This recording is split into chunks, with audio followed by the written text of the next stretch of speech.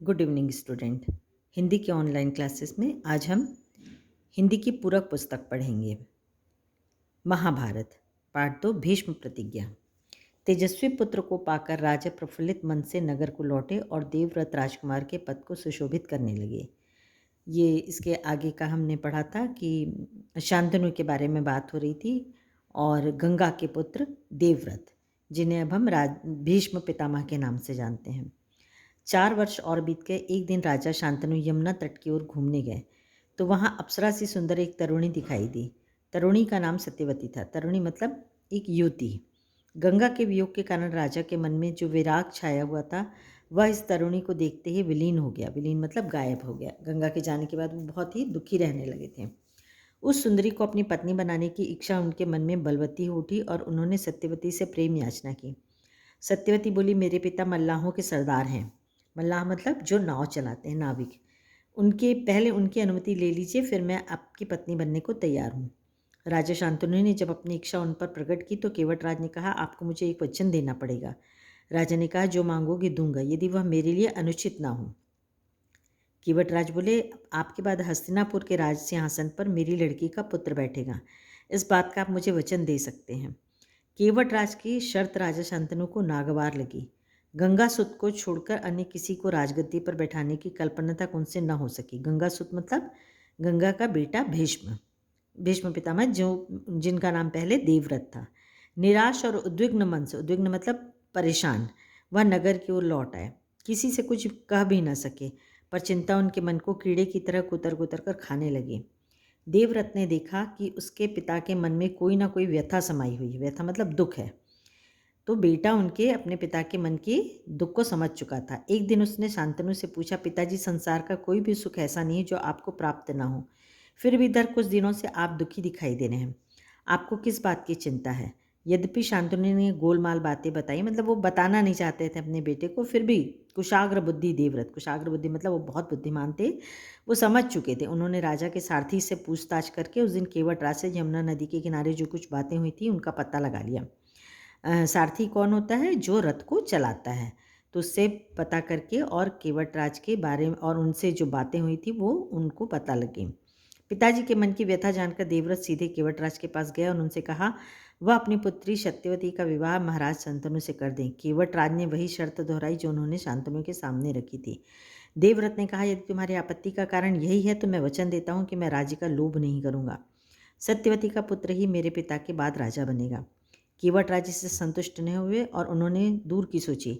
बोले, आर्यपुत्र, इस बात का मुझे पूरा भरोसा है कि आप अपने वचन पर अटल रहेंगे, किंतु आपकी संतान से मैं वैसी आशा कैसे कर सकता हूँ? आप जैसे वीर का पुत्र भी तो वीर ही होगा। बहुत संभव है कि वह मेरे नाती से राज्य छीनने का प्रयत्न करे। इसके लिए आपके पास क्या उत्तर है? तो जो केवट था वो बहुत, उसको राज्य का बहुत लालच था, तो वो बोलता है कि तुम भले ही ना करो, लेकिन तुम्हारा जो बेटा रहेगा शायद वो राज्य ना दे और मेरे नाती को फिर, मतलब मेरी बेटी से जो पुत्र होगा उसको तो राज्य नहीं मिलेगा। तब फिर भीष्म क्या जवाब देते हैं, देखिए। केवटराज का प्रश्न अप्रत्याशित था। अप्रत्याशित मतलब वो उस प्रश्न के लिए तैयार नहीं थे। अचानक उन्होंने ऐसा कहा। उसे संतुष्ट करने का यही अर्थ हो सकता था कि देवव्रत अपने भविष्य का भी बलिदान कर दें, किंतु पितृभक्त देवव्रत इससे जरा भी विचलित नहीं हुए। मतलब वो इतना अपने पिता को सम्मान करते थे, इतना स्नेह करते थे कि वो इस वचन को देने में भी एक भी बार सोचे नहीं। गंभीर स्वर में उन्होंने यह कहा, मैं जीवन भर विवाह नहीं करूँगा, आजन्म ब्रह्मचारी रहूँगा, मेरी संतान ही ना होगी। अब तो तुम संतुष्ट हो। किसी को आशा ना थी कि तरुण कुमार ऐसे कठोर प्रतिज्ञा करेंगे। देवव्रत ने भयंकर प्रतिज्ञा की थी, इसलिए उस दिन से उनका नाम ही भीष्म पड़ गया। केवटराज ने सानंद अपनी पुत्री को देवव्रत के साथ विदा किया। तो भीष्म उनका नाम क्यों पड़ा? क्योंकि उन्होंने बड़ी कड़ी तपस्या ली थी कि वो आजीवन शादी नहीं करेंगे, उनका जो पुत्र नहीं होगा तो उनसे फिर कोई केवट की पुत्री से का ही जो पुत्र रहेगा वो राजगद्दी पर बैठेगा। अब सत्यवती से शांतनु के 2 पुत्र हुए, चित्रांगद और विचित्रवीर्य। शांतनु के देहावसान पर चित्रांगद हस्तिनापुर के सिंहासन पर बैठे और उनके युद्ध में मारे जाने पर विचित्रवीर्य। तो उनके 2 बेटे हुए, 2 पुत्र हुए, चित्रांगद और विचित्रवीर्य। तो चित्रांगद जब का पहले वही सिंहासन पर बैठे और लेकिन युद्ध में उनका भी अंत हो गया और उसके बाद वहाँ पर विचित्रवीर्य राजा बने। उनकी 2 रानियाँ थी, अंबिका और अम्बालिका। अंबिका के पुत्र थे धृतराष्ट्र और अंबालिका के पुत्र पांडु। तो धृतराष्ट्र के जितने पुत्र हुए वो कौरव कहलाए और पांडु के जितने पुत्र हुए वो क्या कहलाए, पांडव कहलाए। महात्मा भीष्म शांतनु के बाद से कुरुक्षेत्र युद्ध का अंत होने तक उस विशाल राजवंश के सामान्य कुल नायक और पूज्य बने रहे।